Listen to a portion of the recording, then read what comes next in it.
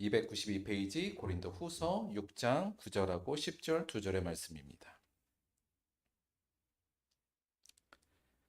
고린도 후서 6장 9절하고 10절 2절의 말씀 우리 합독으로 봉독하겠습니다. 시작. 무명한 자 같으나 유명한 자요, 죽은 자 같으나 보라 우리가 살아있고, 징계를 받는 자 같으나 죽임을 당하지 아니하고, 근심하는 자 같으나 항상 기뻐하고, 가난한 자 같으나 많은 사람을 부유하게 하고, 아무것도 없는 자 같으나 모든 것을 가진 자로다. 아멘.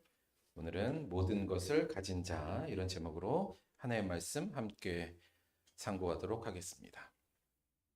지난주에 이어서 그 드라마 무빙에 나오는 장주원과 황지 요 두 커플의 서사를 잠깐 또 소개를 좀 해보도록 할게요. 지난주에도 우리가 잠깐 봤지만 이 장주원은 조직폭력배, 황지는 다방 아가씨. 그러나 그 둘은 서로를 사랑하고 신뢰하는 마음으로 그들의 서로의 과거의 잘못들 그리고 지금의 과오들을 뭐 이유가 있었겠지 이렇게 이해하면서 서로를 받아들입니다. 그래서 둘은 이제 결혼을 해요. 결혼을 하고 이제 뭐 여기 사진에 보면 이제 아이까지 낳는데 그 과정 중에서 이 장주원이라는 남자는 자신의 초능력을 통해서 이제 조직폭력배가 아니라 국정원의 특수요원으로 이제 취업을 합니다. 그래서 둘이 이제 잘 살아요. 근데 요 장주원이 이 결혼하면서부터 집착하는 게 두 가지가 있었습니다. 집착이라기보다는 꼭 갖고 싶어 하는 게 두 가지가 있었는데 첫째는 뭐였냐면 집이었어요. 그러니까 당연히 이 가정을 잘 유지하기 위해서는 집이 필요하잖아요. 근데 지금 이제 공무원이 됐으니까 공무원 아파트에 들어간 거예요. 그래서 중간에 자신의 부서가 사라지고 자기가 정말 안 맞는 곳에 그러니까 재배치를 받았음에도 불구하고 직장을 그만 못 둡니다. 왜냐하면 공무원 신분을 유지해야 이 집을 자기가 살 수 있기 때문에. 그래서 어렵지만 집을 위해서라도 안 되는 독수리 타법도 치면서 사무직으로 이제 일하는 장면이 나와요. 그에게 집은 자기가 꼭 소유하고 가져야 될 굉장히 중요한 내용이었죠. 또 하나의 장주원이 또 정말 유지하고 가지고 싶었던 건 뭐였냐면 사실 그의 직업이었는데 이 장주원은 자기가 이제 국정원의 특수요원이 된 것에 대해서 굉장히 기뻐했습니다. 왜냐하면 그곳에서 비로소 자기가 쓸모 있는 사람이 되었다고 느꼈기 때문에 그래요. 그래서 이 쓸모 있는 자로 내가 인정받는 이 직업에 대해서 한마디로 말하면 이제 자아 실현을 한 거죠. 그래서 그 직업을 굉장히 소중하게 생각합니다. 자, 집도 중요한데 이 자아 실현을 위한 자기의 직업이 좋다 보니까 이제 늘 출장을 나가야 되잖아요. 그럼 자연스럽게 뭐에 대한 관심과 애정이 애정이보다는 뭐에 대한 부분이 많이 떨어질까요? 가족. 그러니까 이 아내와 자식에 대해서 돌보고 싶지만 이 일이 너무 바빠지다 보니까 이제 소홀하게 되죠. 그러는 와중에 안타깝게 아내가 교통사고로 죽습니다.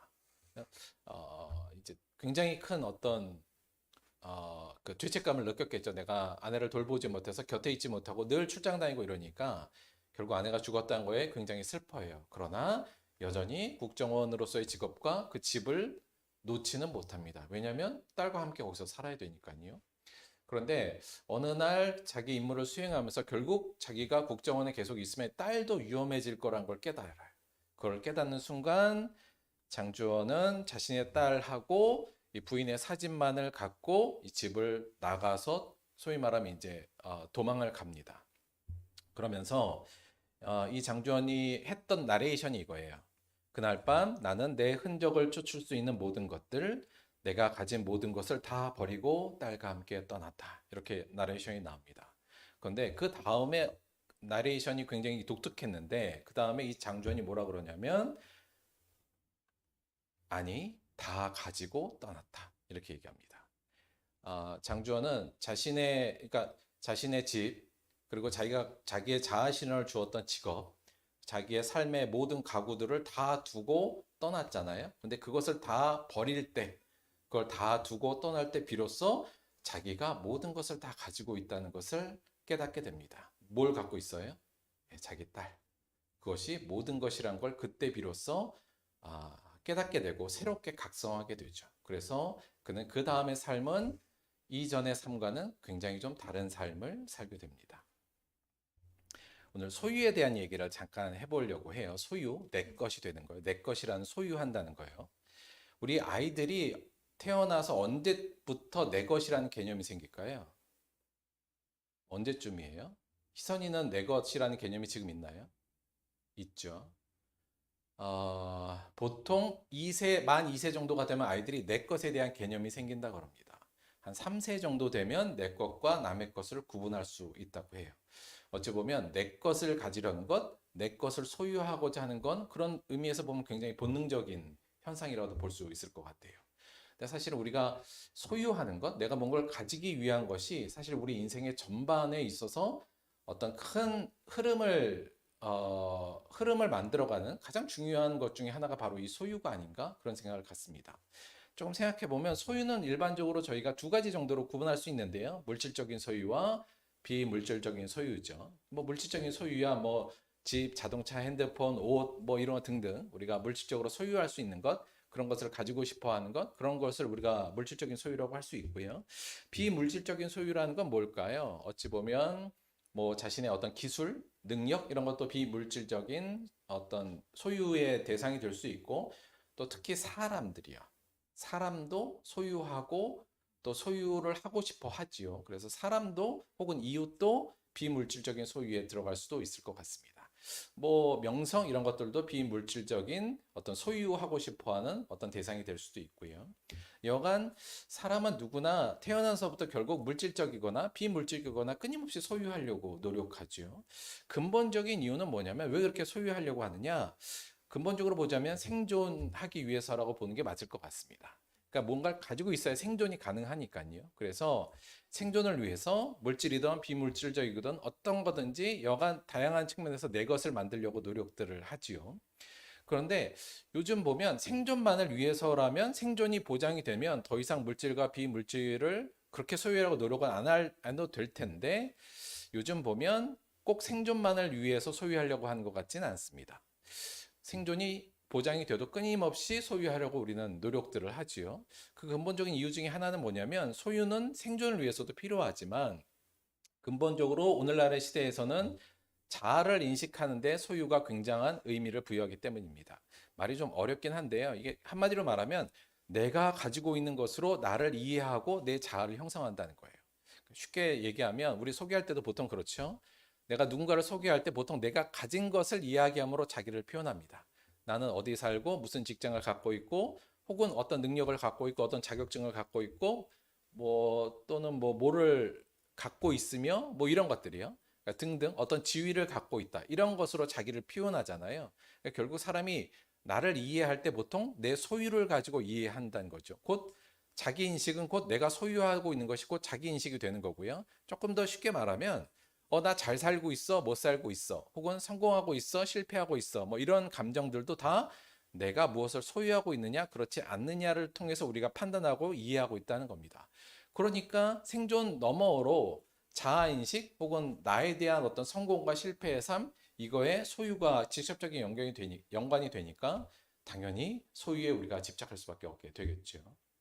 소유라는 건 대체 뭔가 내가 뭘 갖는다는 건 뭔가에 대해서 조금 깊이 한번 생각해 보면 한 걸음만 더 들어가면 우리가 뭘 소유한다는 건 다른 식으로 얘기하면 통제력을 갖는다는 의미를 갖습니다.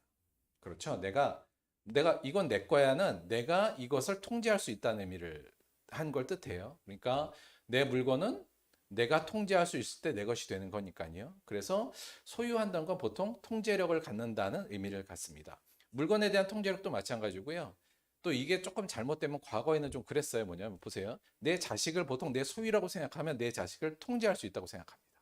그렇죠? 거기서 비롯되는 갈등도 예전에 굉장히 많았어요. 다시 말하면 내가 내 뜻대로 내 자식을 통제하고 이렇게 하라 저렇게 해도 된다고 생각하는 건 소유하고 있다는 느낌 때문에 그렇습니다. 사장님들이 직원들을 통제할 수 있잖아요. 왜냐하면 그의 노동력을 내가 돈으로 주고 사서 그의 노동력을 소유했기 때문에 나는 그 직원을 내가 통제할 수 있다고 믿습니다. 그러니까 기본적으로 소유라는 건 통제력을 갖는다는 걸 뜻하거든요. 근데 이 통제력을 갖는다는 것은 결국은 우리에게 뭘 주냐면 자유를 줍니다. 내가 뭘 통제할 수 있다는 건 내가 자유롭다는 뜻이에요. 거기에 통제받지 않는다는 건. 그래서 인간이 느끼는 감정 중에 자유가 굉장히 중요한 감정이거든요. 행복에 있어서 난 자유할 수 있다. 그래서 자유를 느낄 수도 있고 이 통제력이 있다는 건 내가 주인이라는 뜻입니다. 그렇죠? 내가 모든 것을 좌지우지할 수 있으니까 나는 주인이다라는 의식을 강하게 주는 거죠. 이것도 우리 안에 큰 행복감을 주는 내용 중에 하나입니다. 그래서 결국 소유라는 건 내 것을 가지고자 하는 것은 생존에도 필요하고 자아 형성과 자아 인식에도 필요하며 더 나아가 나를 자유로운 자, 그리고 주인의식으로 만들어주는 부분이기 때문에 사실 소유는 우리가 끊임없이 소유를 하려고 하는 어떤 그 이유를 이 정도로 우리가 생각해 볼 수 있을 것 같아요.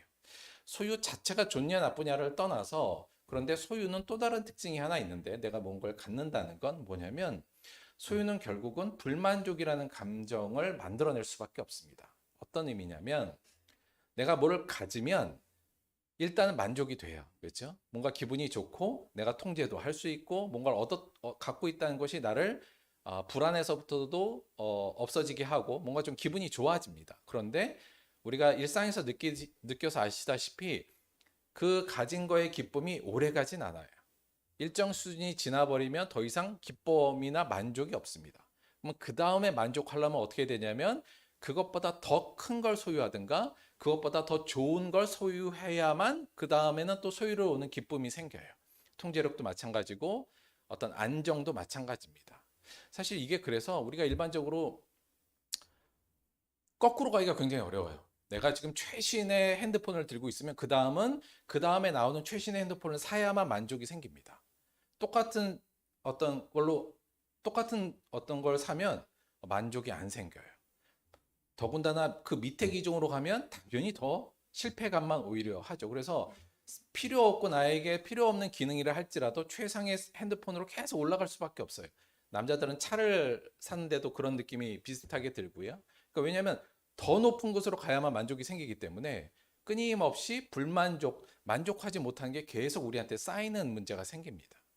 또 하나 소유가 우리한테 주는 또 하나의 특징은 뭐냐면 결국은 소유라는 건 비교하게 되어 있습니다. 그러니까 남이 가진 것과 내가 가진 것을 비교하고 거기서부터 우위를 느끼거나 열등을 느낄 수밖에 없게 되어 있어요. 아울러서 또한 따라서 그것 때문에 경쟁할 수밖에 없게 되죠. 그래서 더 큰 걸 갖고 더 좋은 걸 갖기 위해서 경쟁합니다. 요즘에 요즘 사회에서도 우리가 알다시피 막 허세를 부리거나 과시를 부리거나 이런 것들도 다들 요 소유욕에서 나온 거고요. 요즘 막 무슨 젊은 층에서도 뭐 오마카세는 꼭 먹어야 된다. 막 이런 느낌이요. 요즘 그런 것들도 다 여기에서 비롯되는 부분이라고 할 수 있죠. 그리고 결국 비교하고 경쟁하다 보면 결국은 다툼과 크게 나아가면 전쟁 이런 비극이 이루어지는 일도 역사적으로 볼 땐 끊임없이 이루었다는 것을 알 수 있습니다. 그러니까 우리가 소유라는 건 결국은 우리한테 생존과 자아인식 또 자유와 주인의식이라는 것을 주는 좋은 면이 있는데 결국은 소유에 우리가 집착하게 되면 결국은 만족하지 못하고 끊임없이 다른 사람과 비교하며 경쟁하게 되고 결국은 다툼과 이런 쪽으로 빠져들게 되죠. 결국은 소유가 내가 뭘 소유한 게 아니라 소유가 결국 나를 지배하는 소유의 노예가 되는 경우도 많고 오히려 오늘날의 사회를 이렇게 이해하는 것도 하나의 오늘날 사회를 보는 좋은 통찰이 아닌가 이렇게 생각됩니다. 결국 소유의 노예로 많은 사람들이 살아가고 있는 거죠. 사실 이 부분에 대해서 여러 사람들이 오래전부터 지적을 많이 해 왔었습니다. 이것이 결코 옳지 않다는 것, 그리고 행복하지 않다는 건 많은 사람들이 지적해 왔는데 뭐 대표적으로 에릭 프롬이라는 그 독일 사람이가 그럴 거예요. 철학자이기도 하고 심리학자이기도 하고 뭐 이런 사람인데 그가 소유냐 존재냐라는 책을 썼었어요. 그러니까 이러한 식의 문제를 이제 접근한 거였는데 그때 그가 했던 유명한 말이 있습니다. 내가 소유한 것이 나라면 만약 내가 소유한 것을 잃는다면 그때 난 누구인가? 이런 질문을 던졌었어요. 그러니까 실제로 오늘날도 보면 내가 막 여러 가지를 갖고 많은 걸 갖고 있다가 한순간에 그걸 잊어버리면 순간 공황이 오고 내가 누구인가를 몰라서 극단적으로 선택을 하는 사람들을 종종이 볼 수 있습니다. 내가 소유한 것으로 나를 인식하다 보니까 그 소유가 없어지면 자기가 무엇인지에 대해서 아무것도 몰라요. 그리고 그 속에서 방황하다가 좀 비참한 삶을 마감하는 경우도 종종 있죠. 결국 우리가 소유를 중심으로 이 에릭 프롬은 소유를 통한 실존 양식을 비판하면서 이 존재적 실존 양식을 가져야 된다. 어려운 말이긴 합니다만 여하간 소유를 통해서 자신을 인식하는 건 결코 옳지 않다. 그리고 바람직하지도 않고 우리를 행복하게 하지도 않는다는 것을 이미 오래전부터 지적을 했죠. 예수님은 요거보다 조금 더 근원적인 부분을 요거와 관련해서 좀 지적하신 부분도 있었습니다. 뭐냐면 결국 우리가 소유한다는 건 내가 가졌어 이건 내 거야 하지만 결국 그건 뭐예요? 굉장히 한시적이에요. 곧 없어지기도 하고 결국 내가 영원히 가질 수 없다는 것을 의미하게 하죠. 그래서 엄밀히 말해서 우리가 소유한다는 건 불가능할 수도 있습니다. 그러니까 소유라는 건 마치 내가 영원히 이걸 갖고 있다는 어떤 그 느낌이, 그 내용이 들어가 있는데 우리가 영원히 가질 수 있는 건 아무것도 없기 때문이죠. 예수님께서 그래서 이렇게 말씀하셨던 적이 있어요. 누가복음 12장 15절에서 20절. 모든 탐심을 물리치라. 사람의 생명이 그 소유에 넉넉한 데 있지 아니하니라 하시고 또 비유로 그들에게 말하여 이르시되 한 부자가 그 밭에 소출이 풍성함에 심중에 생각하여 이르되 내가 곡식을 쌓아둘 곳이 없으니 어찌할까 하고 또 이르되 내가 이렇게 하리라 내 곡간을 헐고 더 크게 짓고 내 모든 곡식과 물건을 거기에 쌓아두리라. 너무 농사가 잘 돼서 곡식이 넘쳐나니까 걱정한 거예요. 이거 다 어디다 쌓아두지? 그러다가 에라 그냥 다 헐고 더 큰 것을 짓자. 이렇게 지금 소유하자 이렇게 된 거죠. 그러고 나서는 스스로에게 말합니다. 내가 내 영혼에게 이르되 영혼아 여러 해 쓸 물건을 많이 쌓아두었으니 평안히 쉬고 먹고 마시고 즐거워하자 하리라 하되 하나님은 이르시되 어리석은 자여 오늘 밤에 내 영혼을 도로 찾으리니 그러면 내 준비한 것이 누구의 것이 되겠느냐. 그렇죠? 우리가 이 소유하려고 하는 노력들 그리고 소유를 통해서 내 생존을 담보하고 그것을 근거로 삶을 즐기려고 하는 것들이 얼마나 허망할 수 있다는 것을 예수님께서는 정확히 이 부분을 통해서 지적하셨죠. 그래서 언뜻 보기에는 내가 많이 가지면 행복할 것 같지만 사실은 많이 가질수록 불만족과 또 그것으로 인한 비교와 경쟁으로 삶은 피폐해지는 일들이 우리 일상에서 쉽게 목격할 수 있는 부분들입니다. 이 땅을 행복하게 사는 데 있어서도 소유에 집착하는 건 그렇게 바람직한 방법은 아니라고 볼 수 있죠. 그런데 더 중요한 건 이렇게 소유를 중심으로 이 삶을 살아가는 것, 소유에 집착하는 것은 신앙적으로 볼 때는 훨씬 더 안 좋은 부분입니다. 왜냐하면 자 보세요. 소유를 통해서 내가 생존하려고 하고 소유를 근거로 자아를 형성하고 소유를 통해서 자유를 느끼고 소유를 통해서 내가 주인 된 것 같은 느낌을 받고 또 소유 그리고 그로 인해서 벌어지는 비교와 경쟁과 다툼 안에 있다는 것은 그 속에 산다는 것은 근본적으로 기독교적 신앙, 하나님이 우리에게 주신 신앙적 내용과 대치되는 반대된 내용입니다. 첫째, 성경은 우리에게 소유를 통해서 생존하거나 소유를 통해서 자신을 인식하라고 이야기하지 않습니다. 뭘 통해서요? 우리의 실존과 생존은 창조주 하나님의 은혜라는 게 기본적인 성경이 우리에게 전하는 내용입니다. 우리가 생존할 수 있는 건 물론 내가 뭘 갖고 먹고 하는 거지만 근본적으로 다 하나님이 우리에게 주신 은혜, 하나님이 공급해 주신 거라는 것이 우리의 믿음이기도 하고요. 우리는 누구냐 할 때 내 소유가 나를 증명한 것이 아니라 가장 기본적으로 하나님이 나의 창조주고 하나님으로 비롯됐다는 게 우리의 자아인식의 첫 번째거든요.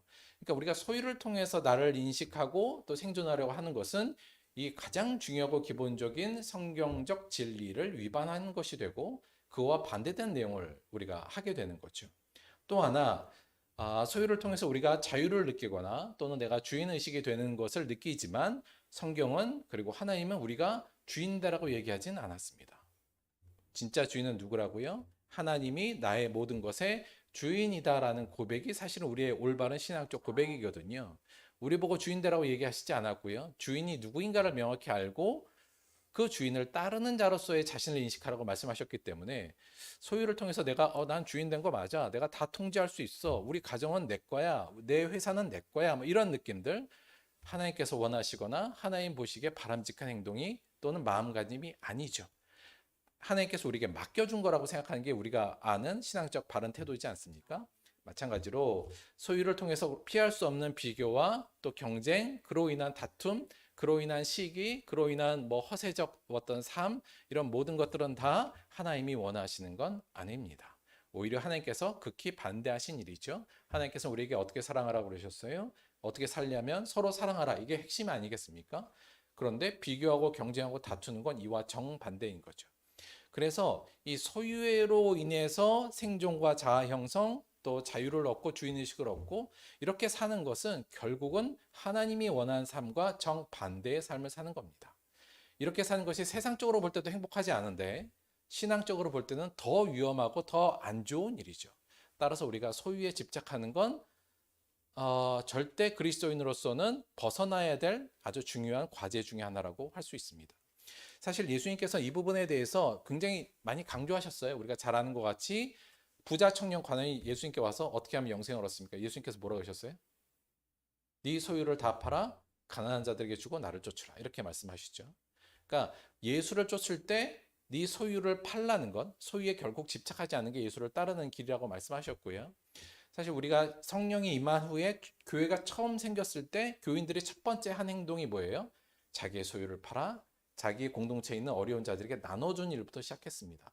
따라서 우리가 하나님을 믿고 하나님의 공동체가 된다는 것, 하나님의 백성이 된다는 것은 자기 소유에 대한 포기, 그에 대한 집착을 내려놓는 데서부터 시작한다는 걸 예수님께서도 또 역사에서도 우리가 찾아볼 수 있는 부분이고요. 특히 예수님께서 조금 더 강력하게 이 부분을 말씀하셨는데 이 비유를 통해서 말씀하셨어요. 뭐라고 그러셨냐면 누가복음 14장 28절에서 33절이요. 너희 중에 누가 망대를 세우고자 할진대, 이렇게 큰 탑을 망대라고 생각하시면 돼요. 자기의 가진 것이 준공하기까지의 족할지 먼저 알아 그 비용을 계산하지 아니하겠느냐. 그렇게 아니하면 그 기초만 쌓고 능히 이루지 못하면 보는 자가 다 비웃어 이르되 이 사람이 공사를 시작하고 능히 이루지 못하였다 하리라. 또 어떤 임금이 다른 임금과 싸우러 갈 때 먼저 앉아 1만 명으로서 저 2만 명을 거느리고 오는 자를 대적할 수 있을까 헤아리지 아니하겠느냐. 만일 못할 터이면 그가 아직 멀리 있을 때 사신을 보내어 화친을 청할지니라. 이와 같이 너희 중에 누구든지 자기 모든 소유를 버리지 아니하면 능히 내 제자가 되지 못하리라. 이게 무슨 말이냐면 결국 너 예수님의 제자가 되고 싶어? 예수를 따르고 싶어? 예수를 통해 구원의 길로 가고 싶어? 그러면 앉아서 너 계산해야 된다. 뭘 계산해야 돼요? 내가 이 길을 갈 수 있을지를 계산해야 돼요. 그 비용을 계산해야 되는데 여기서 나오는 그 비용은 뭘까요? 이 비용이 뭐예요? 자기의 소유를 버리는 게 여기서 볼 땐 비용이에요.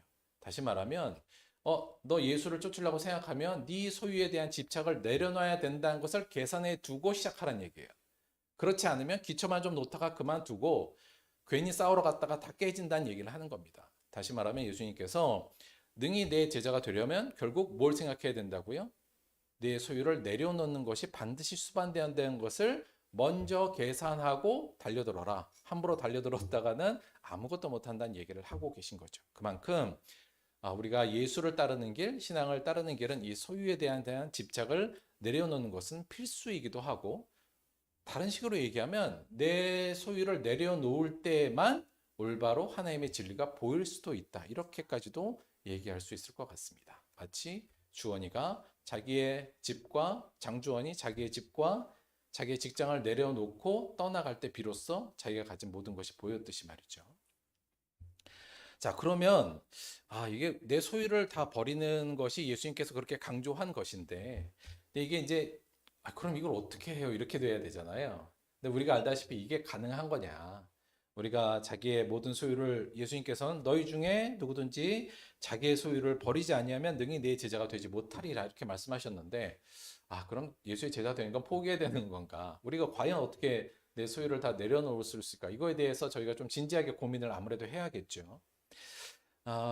물론 이걸 문자 그대로 받아들이고 또 하는 분도 있을 테고 또 삶에 있어서 어느 정도 절충점을 찾고 여하간 그거에 대한 고민은 우리가 분명히 해야 될 거라는 생각이 듭니다. 근데 이 어려운 과제 앞에 자기의 모든 소유를 버려야 된다는 이 과제 앞에 아주 좋은 해결책을 보여주었던 믿음의 선배들이 많이 있습니다. 한마디로 이분들이 얘기한 건 뭐였냐면 어떻게 하면 우리가 모든 소유를 버릴 수 있을까? 역설적이게도 그 답을 뭐라고 내뱉었냐면 어떻게 우리가 내 모든 소유를 버릴 수 있어요? 역설적으로도 이들은 이렇게 대답했습니다. 모든 것을 소유함으로 가능하다고요. 이게 뭔 말인가? 모든 소유를 버리려면 모든 것을 소유해야 된다 이 말입니다. 말이 어렵죠? 조금 더 설명해 보도록 할게요.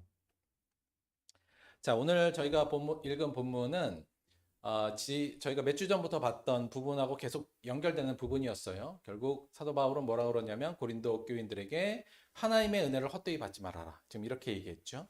하나님이 주신 은혜를 가치 없게 받으면 안 된다 이 말씀하면서 우리가 헛되이 받지 않는 건 뭐냐면 하나님의 결국 하나님과 동역하는 자로서 그 임무를 계속 나아가야 된다는 부분이었고요.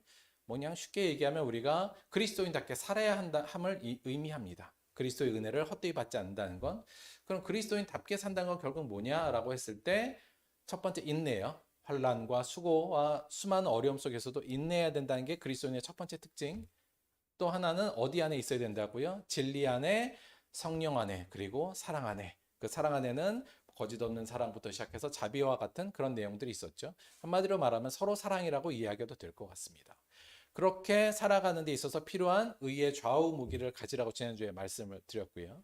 그럴 때 어떻게 된다고요? 그럴 때 그런 그리스도인, 은혜를 헛되이 받지 않은 그리스도인들의 모습을 사도 바울은 자기와 자기 동료들을 빗대어서 오늘 9절에서 이렇게 얘기하죠.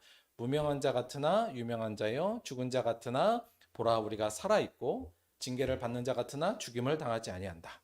근심하는 자 같으나 항상 기뻐하고 가난한 자 같으나 많은 사람을 부유하게 하고 아무것도 없는 자 같으나 모든 것을 가진 자로다. 이 마지막 문장은 그 논의의 전체를 마무리 짓는 말인데요. 결국은 우리가 은혜를 헛되이 받지 않기 위해선 다른 식으로 얘기하면 우리가 온전한 그리스도인으로 제대로 살아가려면 하나님이 주신 화목해 하는 직분을 잘 감당하면서 은혜 받은 자로서 올바로 살아갈 때 우리가 꼭 가져야 될 믿음은 뭐냐면 아무것도 없는 자 같으나 모든 것을 가진 자로다라는 고백이 꼭 필요하다는 것을 오늘 본문은 보여주고 있습니다. 자, 이게 무슨 말일까? 그래서 이 마지막 문장을 조금 더 살펴볼게요. 요거를 조금 여기 뭐뭐 같은 아는 그건 아닌데 이거란 얘기가 아니고요. 실제로도 그런데 이렇다는 의미로 쓰이는 부분이에요. 그러니까 여기서 무명한 자 같으나 유명한 자요 할 때는 무명하지는 않은데 그렇게 보이는데 실제로 유명하다는 게 아니라 무명하기도 하고 유명하기도 하다 이런 의미거든요. 그래서 이 부분을 조금 뉘앙스를 살려서 이렇게 번역을 해봤어요. 우리는 아무것도 가지지 않았지만 또한 우리는 모든 것을 가지고 있습니다. 사실 그리스도인들이 꼭 해야 될 믿음의 고백입니다. 이 고백이 있을 때야만 우리는 그리스도인답게 살 수 있습니다. 그리고 하나님의 은혜를 헛되이 받지 않게 되는 거죠. 사도 바울은 아무것도 실제로 가지지 않았다고 이야기해요. 실제로 사도 바울이 거의 가진 게 없었습니다. 우리가 가진 것 중에 제가 볼 땐 사도 바울이 가진 건 더 없었던 것 같아요.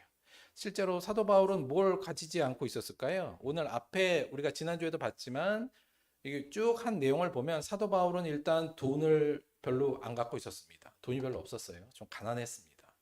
또 사도 바울은 건강도 있지 않았습니다. 뭐 많이 아팠던 것이 여러 군데 보여요. 또 하나 사도 바울은 물론 거처도 없고 집도 없었습니다. 사도 바울은 결혼하지 않았으니까 사랑하는 아내도 없었고 자식도 없었죠. 의지할 만한 아, 가족이 없었습니다. 또 사도 바울은 자유가 있었느냐? 아니요. 수없이 감옥에 투옥됐는데요. 별로 자유도 없었고요. 사도 바울은 명성도 사실은 별로 없었습니다. 오늘날에야 사도 바울이 우리한테 명성이 있지만 당시에는 오히려 명성보다는 나쁜 이름으로 불린 적이 훨씬 더 많았으니까요. 명성이 있었다고 볼 수도 없고요. 그의 삶에 평안이 있었느냐? 아니요. 우리 내용에서 보면 아시겠습니다만 자지도 못하고 먹지도 못하고 공고와 환란 속에 있었다고 말합니다. 삶이 평화롭지 않았어요. 평온한 환경도 없었습니다. 그는 권력이 있었느냐? 아니요. 권력도 별로 없었고요.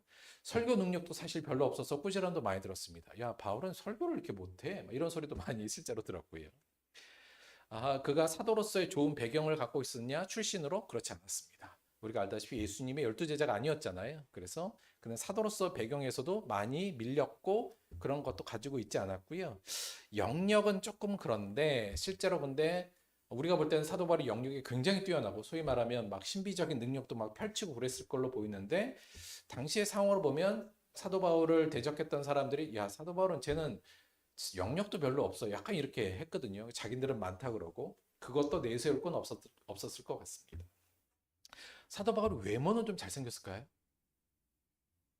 이게 사도 바울이 외모에 대해서 성경에서 우리가 추론할 수 있는 부분은 별로 없어요. 그런데 그 2세기의 일종의 외경이라고 할 수 있는 어떤 기독교 문서 중에 바울과 테클라 행전이라는 게 있어요. 그 자세한 얘기는 안 할게요. 근데 거기에 물론 이게 이제 뭐 어떤 역사적인 확실한 어떤 거라고 보기는 어렵지만 실제로 여러 가지를 통해서 보면 사도 바울의 외모를 좀 잘 표현한 것으로 보여지는 거예요. 근데 그때 사도 바울의 외모를 어떻게 표현하고 있냐면 이 문서에서 작은 덩치에 머리는 벗겨졌고 다리는 안짱다리였으며 몸은 땅땅했다. 눈썹은 서로 붙었고 코는 꽤 길었으며 매부리 코였다는 거예요. 그런데 은혜가 넘쳤다. 때때로 사람처럼 때때로 천사처럼 보였다. 약간 소설 같은 얘기는 합니다만 당시에 어떤 사도 바울에 대한 인상은 거의 맞을 거라고 보통 생각해요. 물론 역사적인 것은 외모에 대한 평가는 역사에서도 또 환경과 문화에서도 다 다르긴 합니다만 기본적으로 키가 작고 대머리였다. 그리고 안짱다리였다. 이거면 시대와 배경을 초월해서 못생긴 겁니다. 그리고 볼품 없었다는 것은 뭐 확실한 거예요. 그러니까 외모도 별로 없었던 거죠. 그런데 오늘 얘기에서처럼 사도 바울은 은혜가 넘쳤고 때때로는 천사처럼 보였다 이랬어요. 자, 우리가 볼 때는 우리가 가진 것보다 훨씬 못 가졌고 진짜 좀 과장된 겁니다만 아무것도 가지지 않았어요. 그런데 사도 바울이 은혜가 넘쳤고 얼굴은 천사처럼 빛날 수 있었던 건 뭐예요? 이 가진 걸로 자기를 인식하지 않았어요. 그렇죠? 이 가진 걸로 자기가 생존할 수 있다고 생각하지 않았고 그것으로 자신이 주인 된다는 것을 누리려고 하지 않았습니다. 대신에 그가 그럴 수 있었던 근본적인 이유는 뭐냐면 그럼에도 불구하고 아무것도 가지지 못함에도 불구하고 그의 얼굴은 천사처럼 빛났으며 또 그의 사도 바울에서도 보듯 그가 얼마나 당당하고 자신감에 차 있는지 우리가 볼 수 있잖아요. 그럴 수 있었던 근본적인 이유는 이 고백 때문이죠. 우리는 모든 것을 가지고 있습니다. 사도 바울은 대체 뭘 갖고 있었던 걸까요? 아무것도 안 갖고 있는데 대체 뭘 갖고 있었는데 우리는 모든 것을 가지고 있다 이렇게 고백했을까요? 오늘 그것을 짧게 정리해 보도록 하겠습니다. 사도 바울이 우리는 모든 것을 가지고 있습니다. 여기 이제 나를 포함해서 있는 부분이에요. 우리는 모든 것을 가지고 있습니다 할 때 오늘 고린도 후서를 중심으로 해서 몇 가지 그가 가지고 있었던 것을 저희가 볼 수 있는데 추론할 수 있는데 첫째, 사도 바울이 모든 것을 가지고 있었다 할 때 첫 번째는 사도 바울은 자기가 보물을 갖고 있었다 이렇게 얘기해요. 사도 바울이 돈도 없었다는데 무슨 보물을 갖고 있었나? 보물은 뭘 의미하냐면 진리에 대한 지식을 의미합니다. 고린도후서 4장 6절에서 7절에 사도 바울이 이렇게 얘기하죠. 어두운 데에 빛이 빛이라 말씀하셨던 그 하나님께서 예수 그리스도의 얼굴에 있는 하나님의 영광을 아는 빛을 우리 마음에 비추셨느니라. 우리가 이 보배를 질그릇에 가졌으니 아무것도 안 가졌어요. 그래서 자기는 질그릇이에요. 그러나 그 안에 뭐가 있어요? 지금 나는 보배를 갖고 있어요. 그 보배는 뭐예요? 하나님의 영광을 아는 빛. 이게 진리에 대한 지식입니다. 다른 곳에서도 사도 바울이 이게 얼마나 자기가 소중하게 간직하고 중요하다고 여겼는지를 잘 볼 수 있는 부분이 있죠. 빌립보서 3장 8절을 보면 또한 모든 것을 해로 여김은 내 주 예수를 아는 지식이 가장 고상하기 때문이다. 내 주 예수를 아는 그 지식이 가장 큰 것이기 때문이다. 이 의미거든요. 사도 바울은 모든 것을 나는 갖고 있어. 이 고백 안에는 참 진리에 대한 지식을 자기가 갖고 있다는 것. 이것이 큰 부분으로 차지하고 있었다고 볼 수 있죠. 두 번째, 사도 바울은 뭘 가지고 있었다고 생각했는가? 두 번째, 나는 새 피조물이라는 자각을 가지고 있었습니다. 다른 식으로 얘기하자면 십자가의 은혜, 예수님의 십자가의 은혜로 의롭게 된 나. 그래서 새롭게 창조된 피조물로서의 나에 대한 자각을 갖고 있었죠. 이게 사도 바울이 갖고 있었던 모든 것 중에 또 중요한 내용 중에 하나였음을 우리가 알 수 있습니다. 하나님이 죄를 알지도 못하신 이를 우리를 대신하여 죄로 삼으신 것은 우리로 하여금 그 안에서 하나님의 의가 되게 하려 하심이라. 그가 자기가 새 피조물이 되었다는 거 봐라 이렇게 얘기하잖아요. 봐라. 얼마나 그것이 자기 안에 감격적으로 남아 있었다면 우리한테 그렇게 얘기했겠습니까? 그는 내가 새로운 피조물 예수 그리스도로 인하여 죄 사함을 받고 의로움으로 새롭게 태어난 것에 대해서 그 놀라운 자신의 변화된 신분에 대한 확신을 갖고 있었다. 이렇게 볼 수 있고요. 또 사도 바울이 가지고 있었던 건 뭐냐면 화목해 하는 직분이요. 다른 식으로 얘기하자면 사명을 갖고 있었습니다. 우리가 지금 뭐 계속 봤었죠. 사도 바울은 하나님이 예수를 통해서 내가 하나님과 화목된 것, 그것도 너무 좋은데 이제 예수를 대신하여 예수와 함께 그의 사신이 되어서 화목해 하는 말씀을 나에게 맡겨주셨고 그 직분을 감당하고 있다는 것, 그 직분을 갖고 있다는 것에 대해서 너무 감사하고 기쁘게 생각했었어요. 또 우리에게 화목해 하는 직분을 주셨다. 이렇게 얘기하죠. 자, 우리뿐만 아니라 하나님께서 우리에게 주신 사명을 우리가 한마디로 말하면 새 계명을 너에게 주노니 서로 사랑하라. 이 부분이겠죠. 그러니까 이 사명을 갖고 있는 것. 예수님이 나에게 말씀을 주셨고 그 말씀을 따라야 할 명령을 주신 것. 그래서 내가 사명을 갖고 된 것. 그가 내가 모든 것을 가지고 있다 할 때 나는 사명이 있어. 이 부분이 또 하나 크게 작용하는 모든 것 중에 하나였을 거고요. 또 하나는 뭐냐면 사도 바울이 갖고 있는 것, 내가 모든 것을 갖고 있다는 고백 안에는 나는 하나님의 상속자라는 확신을 갖고 있었습니다. 요거는 다른 식으로 얘기하자면 그는 소망을 갖고 있었어요. 어떤 소망이냐면 하늘나라에 대한 소망. 이 땅의 삶이 끝났을 때 하늘나라에서 받게 될 그 엄청난 것들에 대한 확실한 소망을 갖고 있었기 때문에 그는 모든 것을 가지고 있었다 이렇게 얘기할 수 있죠. 특히나 하나님의 상속자라고 본인을 생각했어요. 로마서 8장 17절을 보면 자녀이면 또한 상속자 곧 하나님의 상속자요 그리스도와 함께 한 상속자니 우리가 그와 함께 영광을 받기 위해 고난도 함께 받아야 할 것이다. 나는 예수와 함께 이제 하나님의 상속자가 되었어가 그가 느끼는 믿음을 그 진리를 통한 자기가 갖는 믿음이었어요. 여러분 하나님의 상속자란 건 뭐예요? 하나님이 가진 모든 것을 물려받는 자잖아요. 결국 그것이 뭐예요? 난 그럼 모든 것을 가진 자로 연결되는 부분으로 그에게 작용했던 거죠. 그러니까 지금은 없지만 내가 이 삶을 마치고 하늘나라에 갈 땐 하나님의 상속자가 된다는 것이 그가 지금 생각할 때 나는 모든 것을 가졌어 이렇게 말할 수 있는 가장 중요한 근거가 될 수 있다고 봅니다. 근거가 되었던 것이죠. 물론 더 여러 가지가 있었겠지만 저는 사도 바울이 가졌던 이 네 가지가 사도 바울이 이 고백을 하는 것 우리는 모든 것을 가지고 있다. 나는 사실 모든 걸 가지고 있었다 할 때 가장 핵심이 되는 네 가지였다고 볼 수 있습니다. 그런데 이러한 고백이요. 뭐냐면 정말 누가 남들이 보면 아무것도 없는 것 같은데 나는 모든 걸 가지고 있어. 이 고백은 사실은 바울만 했던 고백이 아니고요. 많은 신앙의 좋은 선배들이 했던 중요한 고백이기도 했습니다. 우리는 모든 것을 가지고 있어. 우리는 모든 것을 가지고 있다. 이 부분은 사실은 히브리서 저자도 비슷한 얘기를 했어요. 뭐라고 그러냐면 혹은 비방과 환난으로서 사람에게 구경거리가 되고 혹은 이런 형편에 있는 자들과 사귀는 자가 되었으니 너희가 갇힌 자를 동정하고 너희 소유를 빼앗기는 것도 기쁘게 당하는 것은 그리스도인으로서 환난을 당하지만 기뻐하는 것은 더 낫고 영구한 소유가 있는 줄 알미라. 더 크고 세상이 죽음도 빼앗을 수 없는 영구한 소유가 있는 줄 알미라. 그러므로 너희 담대함을 버리지 말라. 이것이 큰 상을 얻게 하느니라. 이렇게 보죠. 히브리서 저자도 자기가 영구하고 훨씬 더 나은 소유가 있다는 것을 마음속으로 깊이 알고 있었다고 볼 수 있고요. 우리가 잘 아는 고백, 다윗 이 고백하죠. 여호와는 나의 목자시니 내게 부족함이 없으리로다. 베드로는 이 내용을 조금 더 다르게 표현하는데요. 굉장히 독특하게 표현합니다. 뭐라고 그러냐면 베드로는 그리스도인들의 자의식, 자기인식을 뭐라고 표현했냐면 우리가 잘 아는 것 같이 그러나 너희는 택하신 족속이요 왕 같은 제사장이요 거룩한 나라요 그의 소유된 백성이니 이렇게 표현하죠. 자, 사도 바울에게 있어서는 더 이상 베드로는 소유하려고 하지 않았습니다. 왜냐하면 자기가 오히려 소유된 것을 기뻐한 거죠. 누구에게 소유된 거예요?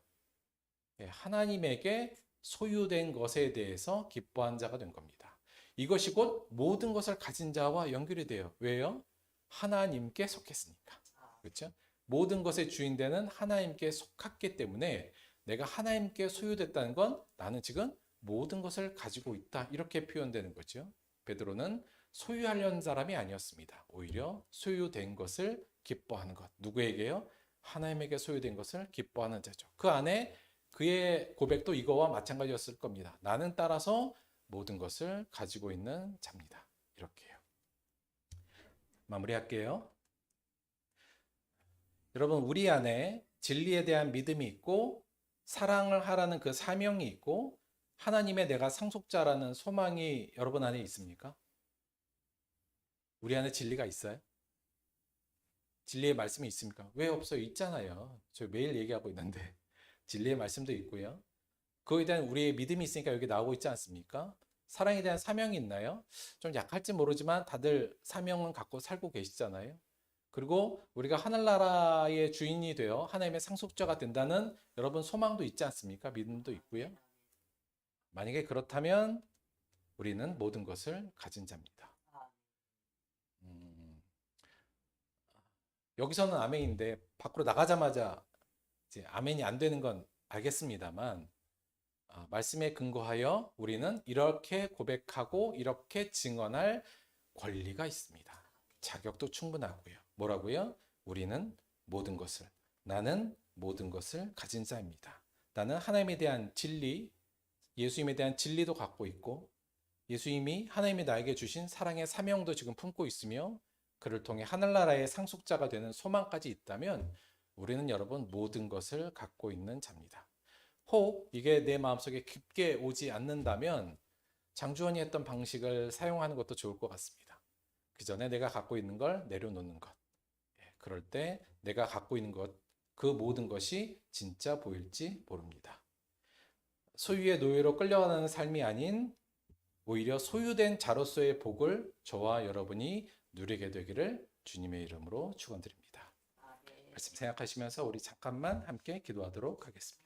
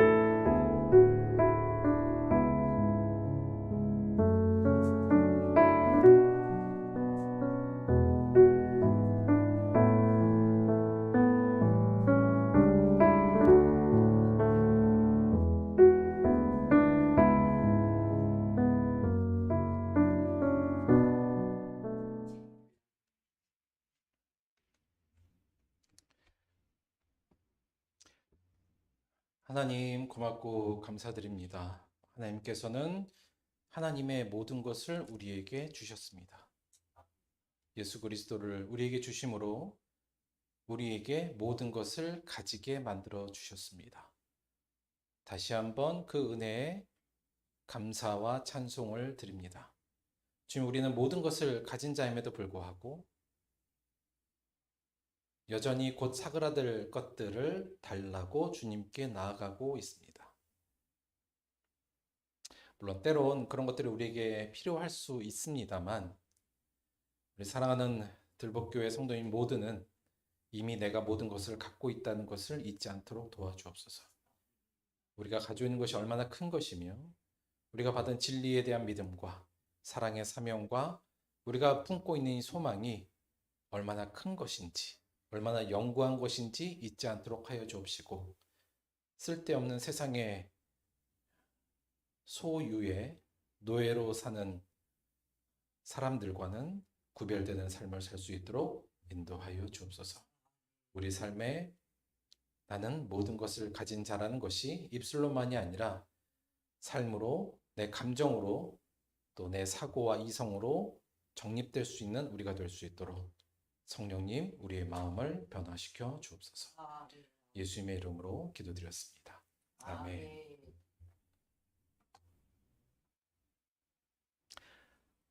광고 하나 드릴 게 있는데 저희 B동에 보면 그 책장에 그 파일들이 막 꽂혀 있잖아요. 물론 책도 있는데 파일들이요. 그런데 그거 옛날에 여기 공장할 때 거의 다 만들어 놨던 부분들인데 사실 좀 오래되긴 했어요. 그런데 쓸만한 것들도 많이 있거든요. 혹시 내가 개인적으로 뭐 다양한 파일들이 있거든요. 혹시 필요하시면 임의적으로 다 가져가 주셔도 되니까 혹시나 뭐 하다가 좀 뭐 이렇게 서류 정리하거나 뭐 파일이 필요하다 하면 삐동 가셔서 보이는 거 그냥 다 가져가시면 돼요. 그래서 아니 되도록 많이 가져가 주세요. 여간 그거 가져가시면 된다는 거 말씀드립니다. 오늘 저희 요즘 밤이 좀 떨어지고 있어서 밤 수확하고 있는데 밤 필요하신 분들 아마 사모님 좀 챙겨줄 것 같아요. 필요하신 분들 나눠 가시면 될 것 같아요. 헌금을 위해서 봉헌 기도하고 주기도문으로 예배 마치도록 하겠습니다.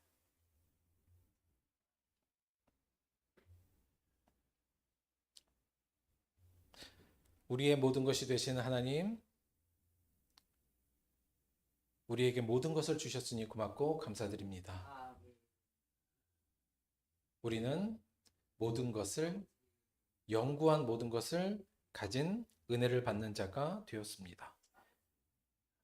이 은혜에 감사하여 그리고 그래서 더 이상 세상에 자질구레한 것들에 대한 소유는 내려놓기로 결단한 마음으로 오늘 또한 주 앞에 헌물로 나아왔습니다. 이 예물을 드린 모든 손길마다 세상의 소유로부터 자유롭게 하시고 하나님이 주신 소유에 기뻐할 수 있도록 인도하여 주옵소서.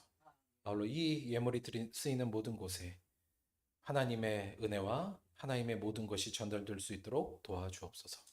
예수님의 이름으로 기도드렸습니다. 아멘. 주기도문 합독하겠습니다.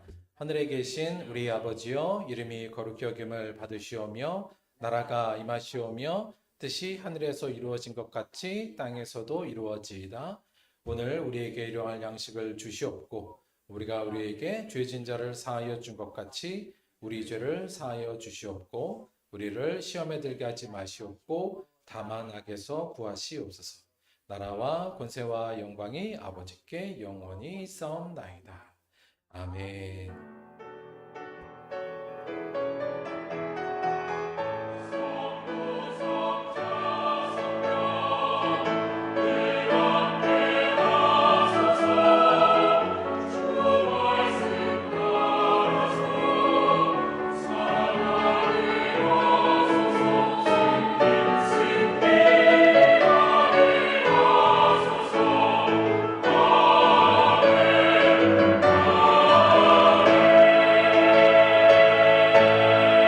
하나님께 감사의 박수 드리겠습니다. 수고하셨습니다.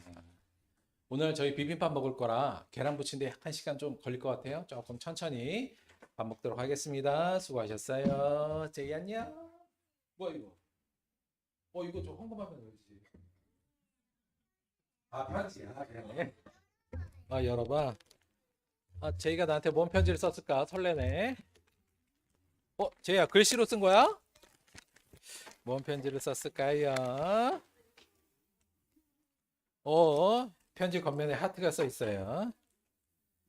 하트 안에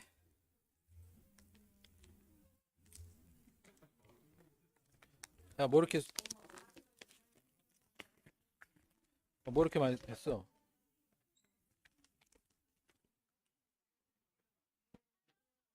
제이야 고마워. 너무 감동이야. 너무 감동이야.